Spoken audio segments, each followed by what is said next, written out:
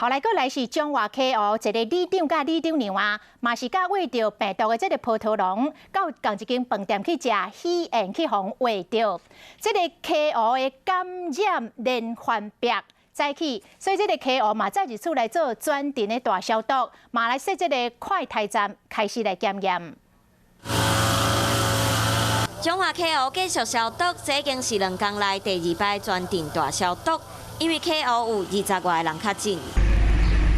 同一个时间 ，KO 的宫庙庙埕有真侪民众等要做快筛，每一个人拢摕互买牌，心情真紧张，因为 KO 有里长和伊的太太拢喂着病毒，而且里长会使讲是邻里之间定定接触的人，所以有真侪里民烦恼家己敢会确诊，赶紧来做快筛。无来检查就袂使啊！